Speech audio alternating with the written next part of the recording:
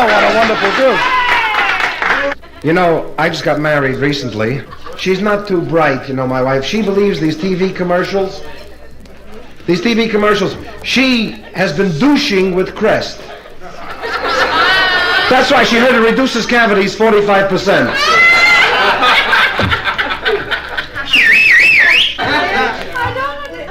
She don't understand it. Don't explain it to her. For my wife, her favorite commercial is the guy who comes on and says, "Madam, the trouble with you is too many suds in your washing machine. What you need is Dash." For the past 10 months, she's been using Dash.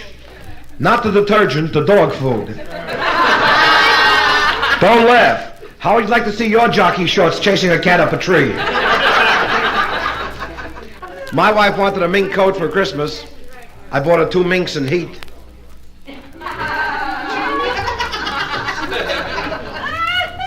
That's our girl I knew. She wore minks all day and fox at night.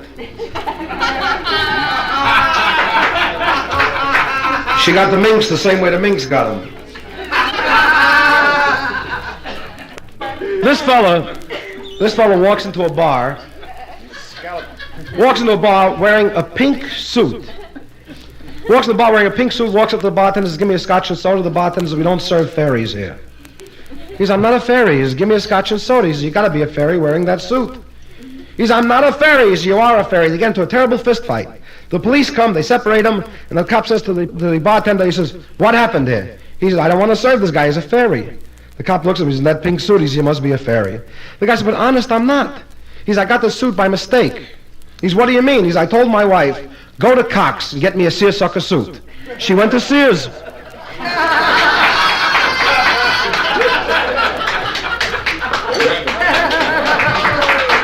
Thank you. You got to think about that one. This fellow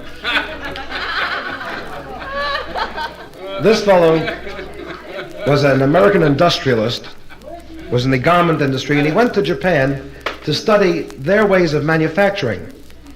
And as he was about to leave, his Japanese representative said to him, "Mr. Schwartz, you are a very wealthy man, and there is nothing material I can give you to take back to America with you. But I would like to teach you the Japanese art of making love." He says, "Very good, teach me how to make love." He says, "First you take girl, and you take hot bath. Then after hot bath, you get in clean bed with white sheets. Then you kiss her on fingers, between fingers, on the pulse, on the neck, on the breast, on the navel. Pooh. Then you get out of bed. You take a little sake and a little fish heads. You drink sake, eat fish heads. Get back in bed. Kiss her on the fingers, between the fingers, on the pulse, on the neck, on the breast, on the navel. Pooh. Then you get out of bed and you go to window and you take more sake and more fish heads. Then you go back in bed. That is Japanese art of making love." He's very good, I'll try it as soon as I get home. Walks into the house, he says, "Becky, come take a shower." They take a shower together, they get into bed, he kisses her on the nails, between the nails, on the pulse, on the neck, on the breast, on the navel. Pooh! Gets out of bed, has a corned beef sandwich and a glass of seltzer. Gets back in bed, kisses her on the fingers, between the fingers, on the pulse, on the neck, on the breast, on the navel. Pooh! Gets out of bed, has himself a chopped liver sandwich, a bottle of cream soda. Gets back in the bed, his wife says, "Jake, you know, you make love just like a Jap."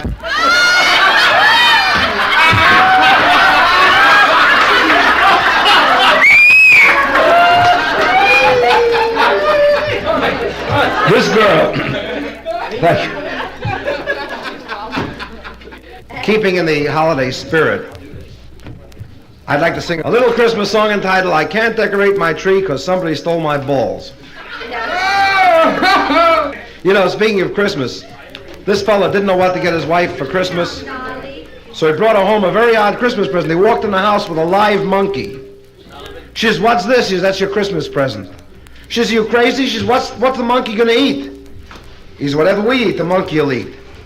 She says, "Where's the monkey going to sleep?" He says, "We sleep in bed, the monkey will sleep in bed with us." She says, "What about the smell?" He says, "I got used to it, the monkey got used to it too." Last Christmas I was in Florida, and there it doesn't even feel like Christmas, because I remember I was standing out at the pool. And the owner of the hotel is standing there, and the guy comes out, walks up to him and says, how's the water? He says, lukewarm. The guy takes off his robe, he dives into the water, he comes out, he's blue. He says, the guy says, are you crazy? The water's like ice. He says, I wasn't in. He says, to me it looked warm.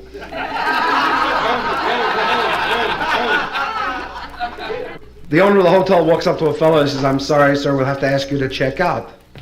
He says, why? What did I do? He says, well, it's been reported to me that you've been relieving yourself in the pool. He says, so what? Doesn't everybody?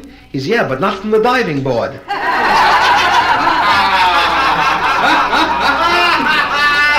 And the owner of the hotel had a very ingenious idea for Christmas. He filled the pool with bourbon. The deeper you got, the higher you got. It wasn't bad. But the year before, he did something that didn't work out. He filled the pool with seltzer. Didn't work because you swim 6 strokes, belch, and you're right back where you started. This woman comes running down to the owner of the hotel. She says, check me out of this hotel. You got here a bunch of bums. A bunch of bums you got here. He says, what's the trouble, madam? She says, come up to my room. I'll show you. Across the court for me, there's a fellow walking around naked like his mother had him. And he's not Jewish either. The manager says, it's impossible, madam. She says, come on, I'll show you. They go running up to the room, and he goes into the room, and sure enough, you look across the court. Level on the same floor that she's on, there's a fellow walking around, nude. But all you can see is from the waist up. He's madam, he says, what are you getting excited about? You see more than that on the beach. She says, just a minute. She says, stand on the bed.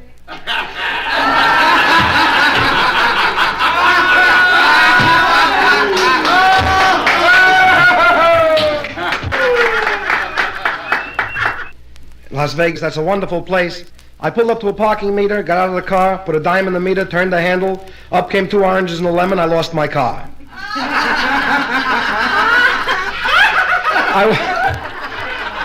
I walked into the hotel, I walked up to the clerk, I said, what are your rates here? He says, $38 a day or $2 a day. I said, what's the difference? He says, for $2 a day you make your own bed. I says, I'll take the room for $2 a day. He gave me a hammer, nails, wood.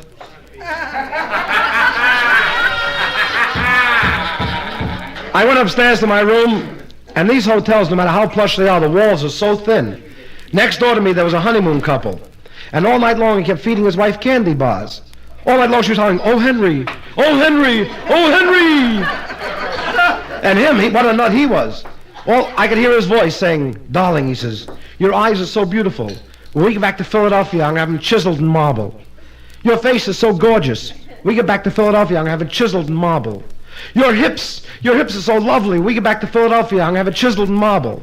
Finally, I couldn't stand it anymore. I got out of bed, put on my pants, knocked on the door. He says, who's there? I said, the chiseler from Philadelphia. Go downstairs to the crap tables, same trouble. 2 o'clock in the morning, not a soul in the casino except the stick man and I. The stick man, that's the man who runs the game. A gorgeous blonde walks in wearing a full-length mink coat. Walks up to the stick man and says, what's your limit? He says, $1,000.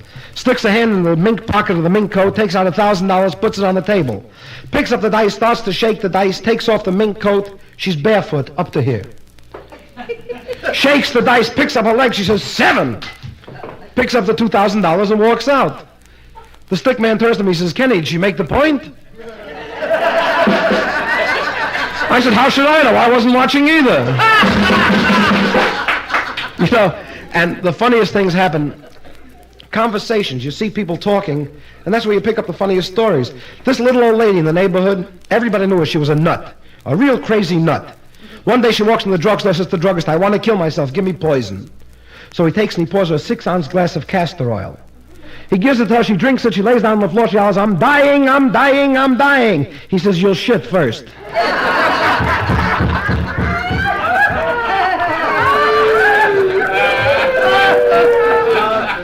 This fellow wasn't feeling good. This fellow wasn't feeling well. He goes to the doctor, and the doctor gives him a prescription for suppositories. Fellow never took suppositories in his life before. Goes to the druggist, has the druggist fill a prescription, takes this prescription home. Never took suppositories in his life. He looks at them. He eats 1, eats 2, eats the whole dozen. Nothing happens. He goes back to the drugstore and says to the druggist, give me another dozen suppositories. The druggist says, what are you doing, eating them? He says, no, I'm shoving them up my ass.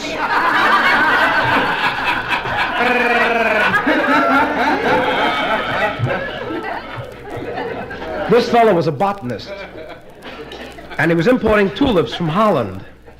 And he ordered 1,000 tulips from Holland that were supposed to come in on a Friday afternoon. He figured he'd put them in the warehouse, in the cold storage, keep them over the weekend. Monday, he'd sell them. He's waiting for the tulips to come. Finally, they get them in about midnight, Friday night, and the warehouse is closed. So he calls the head botanist of the botanical gardens. He says, what do I do with the tulips? He says, place each one in a contraceptive. That way they'll stay fresh. Over the weekend, Monday, you can put them into the warehouse. So he goes to the drugstore, walks to the druggist, says, give me 1,000 rubbers. The druggist looks at him, gives him 1,000 rubbers. He goes back, starts putting the tulip bulbs into the contraceptives. When he gets through, he realizes the druggist only gave him 999. So he puts 2 in the last one. Monday morning, he's in the drugstore having lunch. The druggist walks in, he says, oh, by the way, he says, remember me, I was here Friday. I asked you for 1,000 contraceptives. The druggist said, yes. He says, well, he says, you only gave me 999. The guy says, gee, I'm sorry. He says, I hope I didn't spoil your weekend.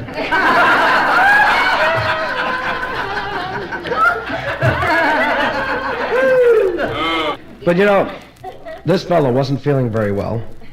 And he goes to the doctor, and he looks at him, and the doctor says, Mr. Goldberg, what you should do is try exercise.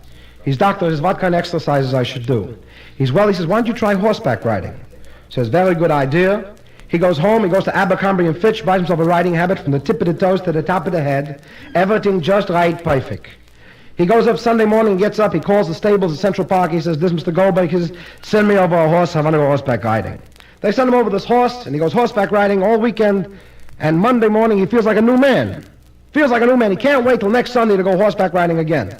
Sunday morning, gets up bright and early, gets on the phone, he says, hello, this is Goldberg. He says, send me over the same stallion I rode last Sunday. Guys, Mr. Goldberg, just a second, we'll check our records. Checks the records, come back to Mr. Goldberg, he says, our records show that last Sunday you were riding a mare. He says, I told you I was riding a stallion. He says, Mr. Goldberg, but our records show you're riding a mare. He's my friend. He says, I said I was riding on a stallion. He's Mr. Goldberg. Do you know the difference between a mare and a stallion? He says, of course I do.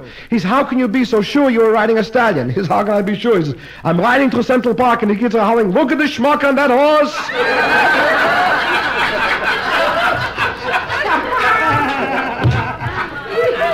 Speaking of horses, this fella had a racehorse. And the horse, every time they entered in the race, the horse never won a race. Finally, after one race, the gate opens up and this horse is dead last. Goldberg walks over to the horse and says, what's the matter with you, crazy? He says, you're crazy? He says, you're eating like a horse, you don't want to win a race? He says, what's the matter with you? The horse says, Goldberg, forgive me, it's not my fault, it's yours. He says, what do you mean it's my fault? He says, Goldberg, look, he says, I'm a stallion. You put me in a race with mares. The mares got in front of me. I saw those big, and I couldn't run. He said, what the hell am I supposed to do? He says, have me gelded. So he says, what do you mean gelded? The horse explains what gelding is. He says, all right, he says, we'll have you gelded. The operation's performed. They put the horse on a farm for 10 months. The horse recuperates after 10 months. He's ready to go. Before the race, Goldberg looks over the horse. He says, today's the day. The horse says, Goldberg, don't worry, today is the day. They put the horses in the gate. The gate opens up. All the horses are running. His horse is standing still. Goldberg walks over to the horse and he says to him, what happened now? He's Goldberg. He says, forgive me, it's my fault. He says, what do you mean it's your fault? He says, well, I was in the gate. All the horses were in the gate. They opened the gate, and the crowd hollered, they're off! I got self-conscious.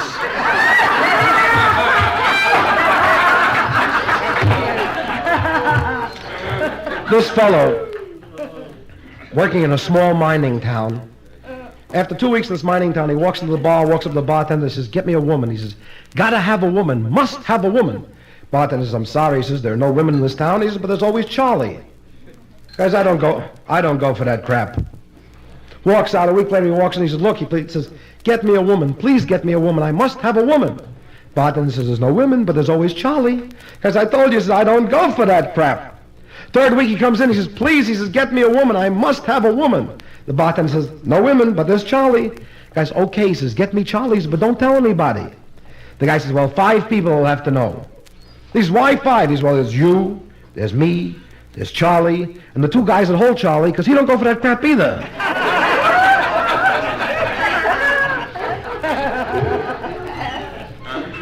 This woman goes to the doctor, isn't feeling well. A friend of hers sends her to a gynecologist. She'd never been to a gynecologist before, and she walks in to the gynecologist's office, and he says to get undressed, puts her on a table, puts her in the stirrups. He starts examining, and he's poking, and examining, and poking. poking and examining. She gets off the table, pulls down her dress, she looks at the doctor, she says, "Sonny," she says, "your mother knows what you do for a living."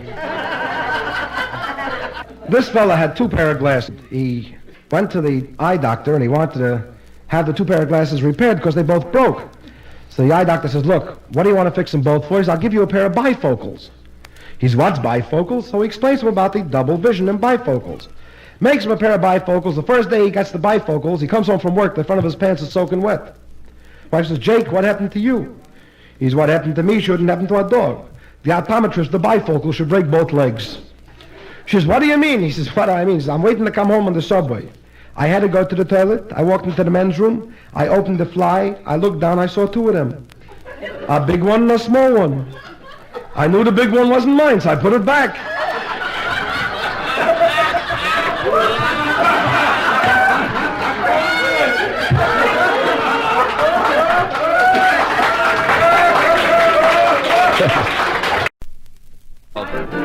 Thank you. You're a wonderful, wonderful audience.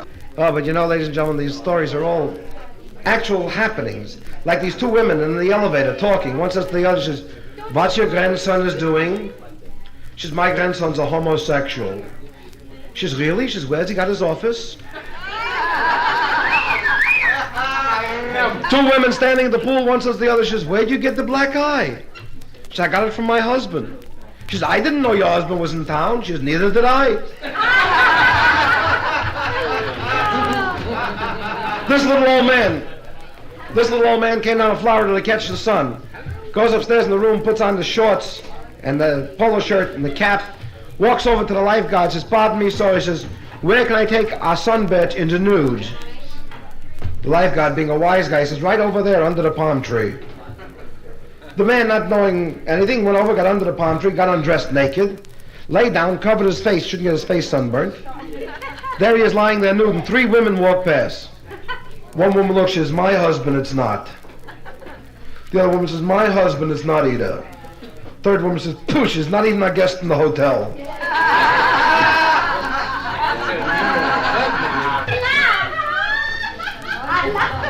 Did you? Which one are you laughing at? She likes the ones to remove jokes. It's funny, she's translating the English ones.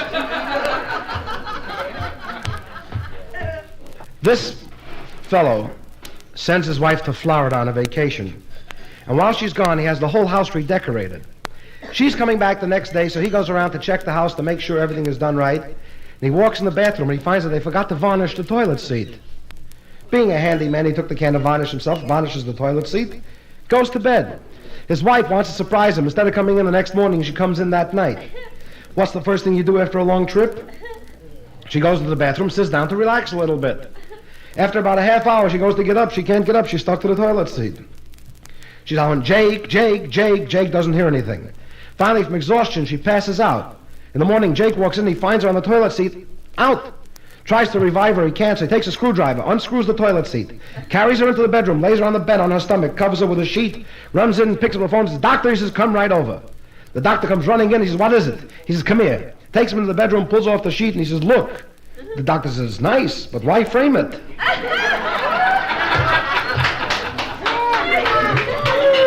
Thank you. This woman was also a clean nut, a bug, and she saw a stain in the toilet bowl one day. Terrible stain, so she took gasoline, and with the gasoline she started to rub off the stain on the toilet bowl. She got the stain off, but she forgot to flush the toilet. Her husband comes home from work and he walks in the bathroom, he's smoking his cigarette, takes the cigarette out of his mouth and throws it in the toilet bowl. All of a sudden, a tremendous explosion. His wife comes running and says, "Jake, what happened to that beautiful head of hair of yours?" He's, "The hell with that." He's, "What happened to the thing I was holding in my hand?" This couple are laying in bed, lying, and she says to her husband, she says, "Jake, am I passionate tonight, Jake?" She says, kiss me, Jake, like you never kissed me before." She says, "Jake, am I passionate tonight?" So he kisses her. She says, "Now, Jake," she says, "give me a hickey on the neck." She says, "Jake, am I passionate tonight? Give me a hickey, Jake." So he gives her a hickey. She says, "Now, Jake," she says, bite me under you know where. Bite me, Jake, because am I passionate tonight?" So he gets out of bed. She says, "Jake, where you going?" He says, "For this, I need my teeth."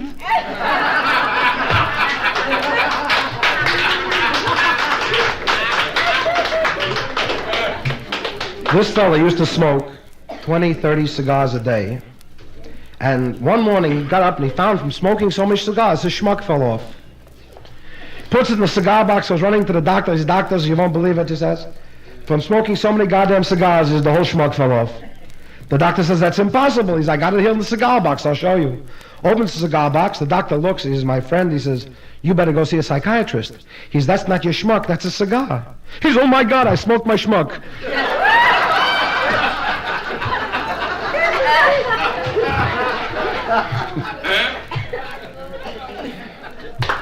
This fella picks himself up a well-known social disease. Goes to the drugstore, figures he'll ask the druggist, maybe the druggist can help him. He walks in the drugstore, and this drugstore is owned by two old maid sisters. So he's standing around waiting for a male pharmacist, waiting, no male pharmacist. Finally, one of the little old ladies walks over and says, "Can I help you, sir?" He says, "No," he says, "I'm waiting for a male pharmacist." She says, "Don't be ashamed. She says, I've been in this business many years. My sister and I own this store. What can I do for you?" So he says, opens his fly, he takes it out. He says, "What can you give me for this?" She says, "Excuse me, I'll be right back." She walks back to the store, walks out. She says, "I just asked my sister, and the best we can do is about $10,000 in half interest in the business."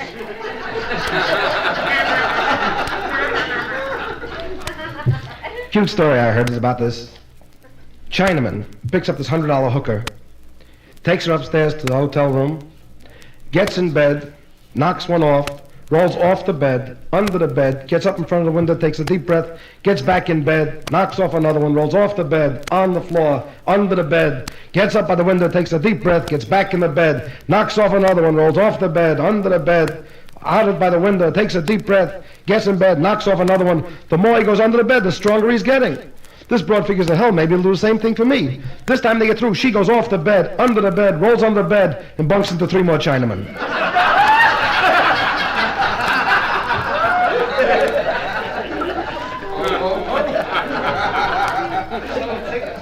This house of ill repute caught fire. The house of ill repute caught fire, and one girl comes running out carrying the towels. The madam says, "What are you doing?" She says, "I'm saving the books." Well, in Sunday school you won't hear these stories, you know that. These two fellas are big game hunting in Africa. And in the middle of the African jungle, one turns to the other and says, "Jake," he says, "I'm dying for a corned beef sandwich." He said, "Get anything in the world for a corned beef sandwich." Jake says, "Don't worry." He says, 2 miles from here, Moskowitz and Lupowitz got a delicatessen, we'll get a corned beef sandwich.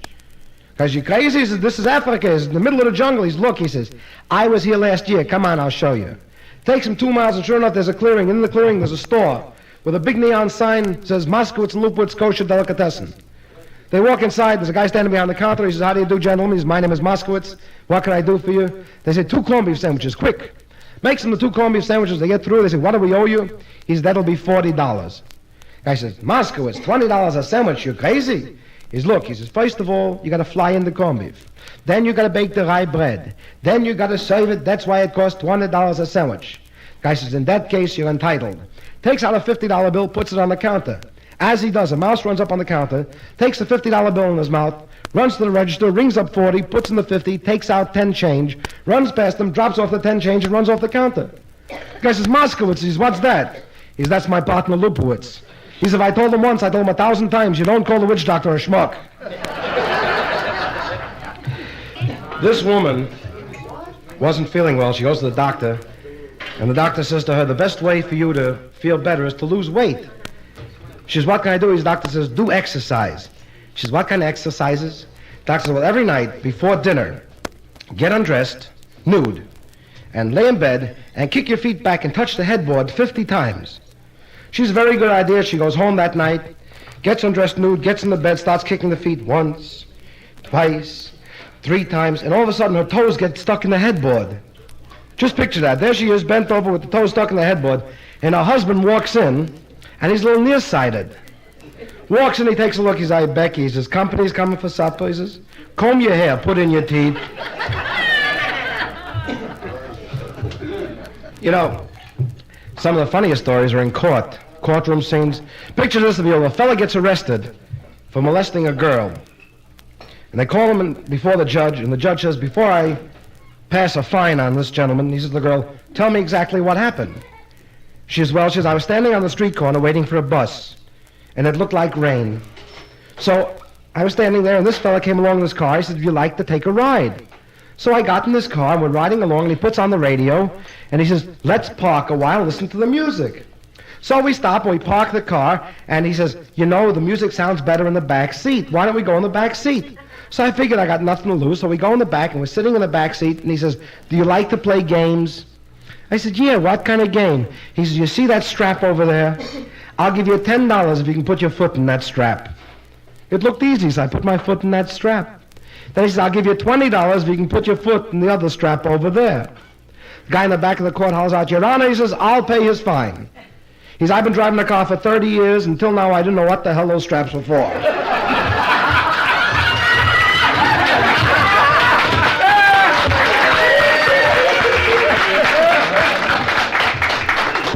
My little daughter's been down in the basement for 2 months. Well, you know why? She's waiting for that giant to come out of the washing machine. Wait till she finds out that giant is a fairy. What giant would wear a bracelet, right? And I found out who he goes with.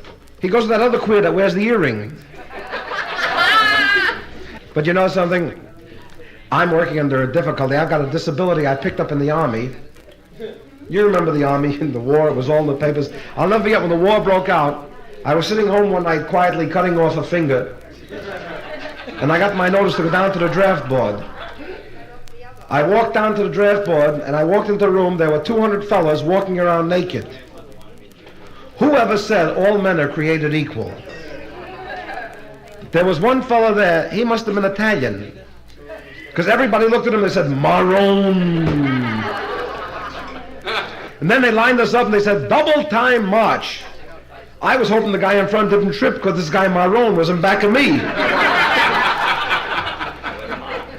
And I was in an Army hospital, and the nurse said to me, the first thing she said, "Take off your clothes, get in bed, I'll be right with you."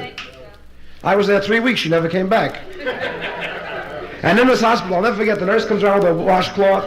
She washes my face, washes my shoulders, washes my chest, washes my stomach. Then she gives me the washcloth. She says, "You know what to do with it."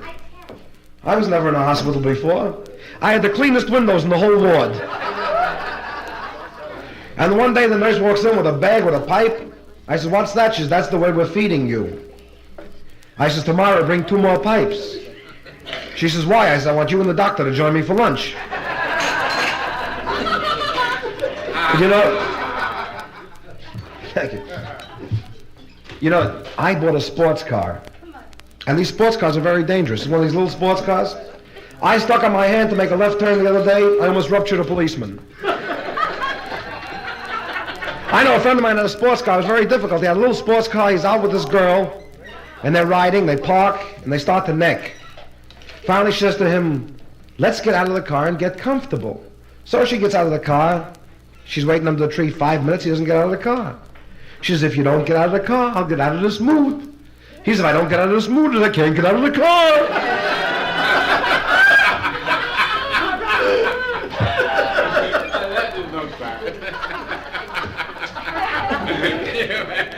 This girl is sitting in the movies with a girlfriend. She pokes her girlfriend. She says, "This guy next to me is playing with himself." The girlfriend says, "Ignore him." She says, "I can't. He's using my hand."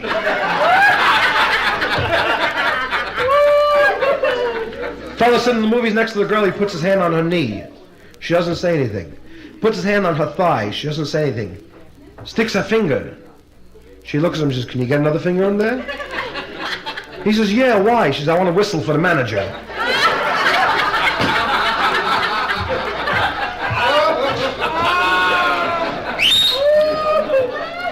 This fellow's wife has a bug. She only likes fresh killed chickens.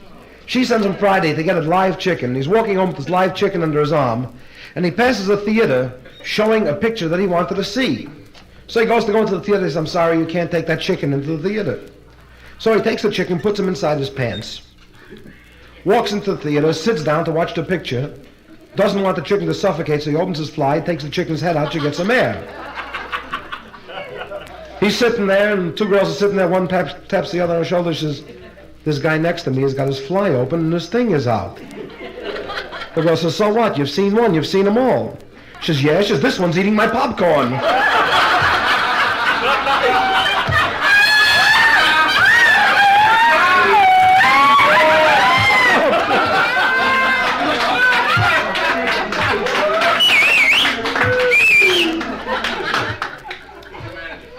You know, talking about my wife, we had a wonderful wedding.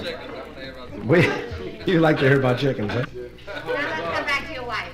Yeah, let's go back to my wife. My wife, we got married. We had a very big wedding. We had 300 people at our wedding, and we got envelopes. Oh boy, do we get envelopes. We got $78.32. 3 checks came back marked NSF. 1 check came back marked no such account from my father. But I'll never forget, after the ceremony, we rush upstairs to the room. There she is, 240 pounds. She's carrying me over the threshold. So I called down for 2 bellhops. We got her in the room, and we were supposed to go to Niagara Falls for our honeymoon. But we were a little short on money, so all night long I kept flushing the toilet. Don't laugh. A few years later, I took her to Niagara Falls. Know what she said to me? The falls aren't as big as you said they were either.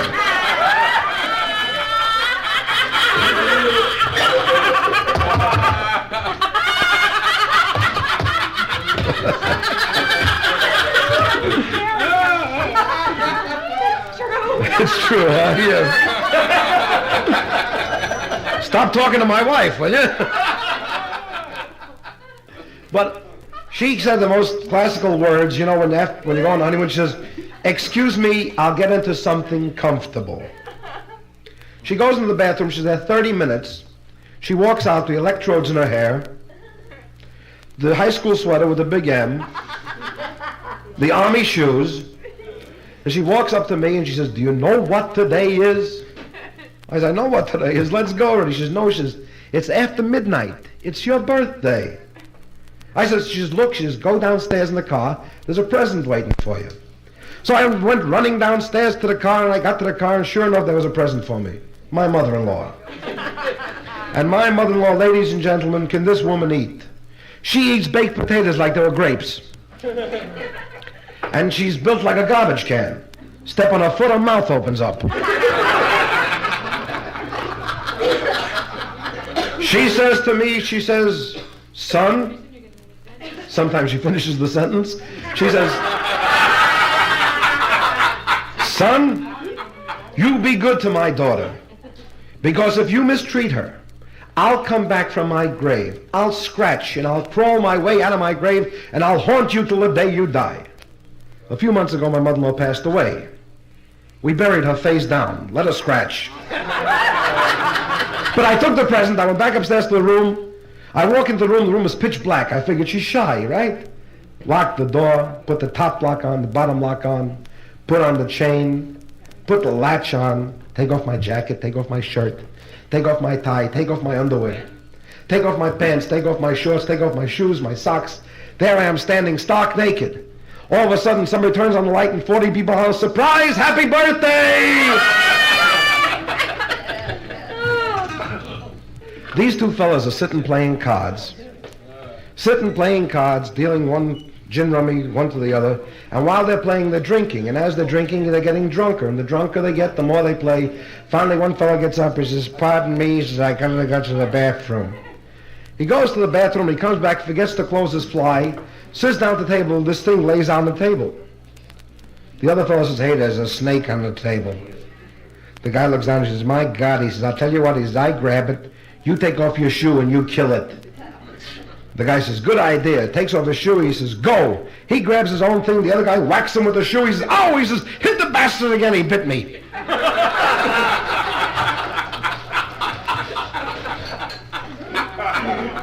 Fellow walks in the doctor's office, walks up to grab behind the desk, says, "I got trouble with my shadrul." She says, "What are you saying? There's a room of children and women here. You ought to be ashamed of yourself. You go out and come in like a gentleman and say there's something else wrong with you." So he says, "Okay."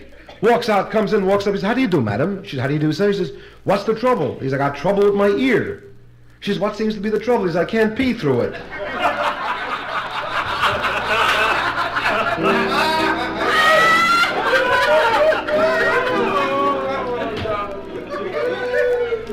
But you know, ladies and gentlemen, we've been clowning around and had lots of fun here. And it's been a pleasure working for you. But we've been asked to get serious for just 1 minute. The Civil Defense Department has sent a notice around to all nightclub owners to have little cards placed on all the tables here in the club. And the cards aren't ready. I've been asked to give you these oral instructions of what to do in the event of a nuclear attack. Now, it's very important, so please bear in mind, in the event of a nuclear attack, put your hands behind your head, put your head between your knees, and kiss your ass goodbye.